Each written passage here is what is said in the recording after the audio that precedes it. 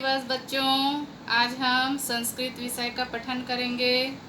संस्कृत विषय में वाक्यों का निर्माण कैसे किया जाता है उसको आज मैं आपको बताऊंगी। संस्कृत में वाक्य निर्माण करना बहुत ही सरल है। उसके लिए हमें कुछ चीज़ों को जानना जरूरी है, जैसे कि पुरुष, वचन, कर्ता, क्रिया, ये सब क्या होता है इसको पहले मैं आप लोगों को बता देती हूँ। पुरुष पुरुष 3 प्रकार के होते हैं। प्रथम पुरुष, मध्यम पुरुष, उत्तम पुरुष।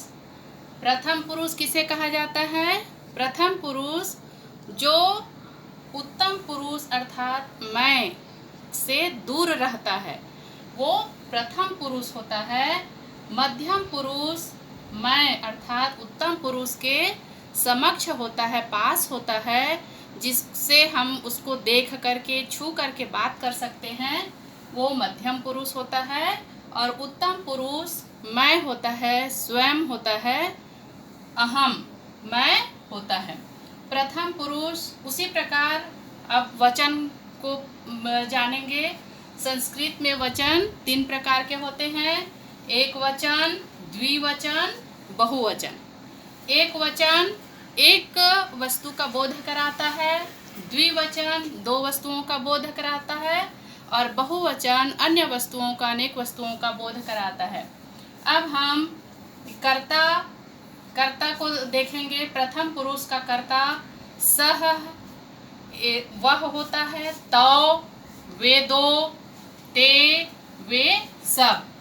मध्यम पुरुष त्वम तुम, युवाम तुम दो, यूयम तुम सब। उसी प्रकार उत्तम पुरुष में एक वचन में अहम, द्विवचन में आवाम, बहुवचन में वयम। अब हम क्रिया किसे कहते हैं? कोई भी काम को हम क्रिया कहते हैं, जैसे पढ़ना, लिखना, खेलना, चलना, बोलना, जो भी हम कार्य करते हैं वो क्रिया कहलाता है।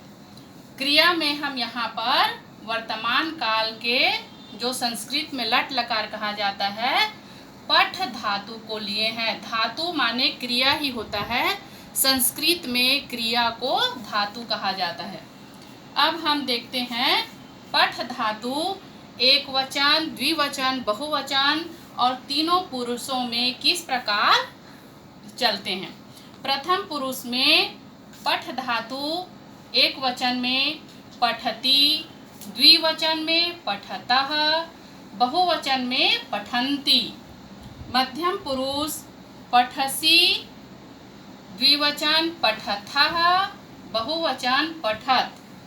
उत्तम पुरुष एक वचन पठामि, द्विवचन पठावः, बहुवचन पठामः।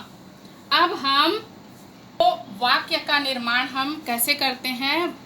संस्कृत में वाक्य निर्माण करना बहुत ही सरल है। सर्वप्रथम हम देखते हैं सह वह।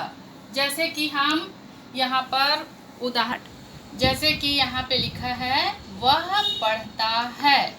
हम यहाँ पे सिर्फ पठ धातु से संबंधित वाक्यों का निर्माण करना सिखाएंगे। धातु रूप तो बहुत सारे हैं, लेकिन यहाँ पे मैं ये कर्ता जो है उसमें से लेकर के पठ धातु से संबंधित वाक्यों का निर्माण करना सिखाऊंगी।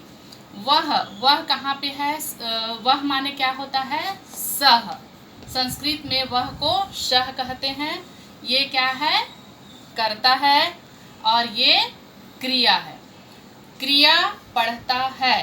तो देखते हैं संस्कृत में वाक्य निर्माण के लिए, जैसे हम सह एक वचन और प्रथम पुरुष में से लिए हैं, तो क्रिया भी प्रथम पुरुष और एक वचन का ही आएगा। तो पढ़ता है तो क्या हो जाएगा? यहाँ पे एक वचन और प्रथम पुरुष में क्या है? पठति। तो यहाँ पे आ जाएगा सह पठति। वह पढ़ता है, सह पठति। इसी प्रकार हम दूसरा उदाहरण लेते हैं। तुम दोनों पढ़ते हो। यहाँ पे क्रिया कौन है? पढ़ते हो। और तुम दोनों क्या है? कर्ता। अब हम देखते हैं तुम दोनों कहाँ पर है? द्विवचन, मध्यम पुरुष और द्विवचन में है। तो मध्यम पुरुष द्विवचन में दोनों का क्या है? युवाम। तो तुम दोनों का क्या हो जाएगा? यहाँ पे युवाम हो जाएगा। और पढ़ते हो का क्या हो जाएगा? यहाँ पे हम देखते हैं द्विवचन मध्यम पुरुष का पठथः। तो तुम दोनों पढ़ते हो, युवाम पठथः। अब हम ये दूसरा उदाहरण देखते हैं। हिंदी का वाक्य है मैं पढ़ता हूँ। अब देखो यहाँ पर मैं कहाँ पर आया है, कौन से वचन में है, कौन से पुरुष में है? मैं कर्ता कहाँ पर है? उत्तम पुरुष और एक वचन में है। तो मैं के जगह में क्या है? अहम। मैं को संस्कृत में क्या बोलते हैं? अहम। पढ़ता हूँ क्या है? ये क्रिया। पढ़ता हूँ क्या है? उत्तम पुरुष और एक वचन, इसका भी आएगा।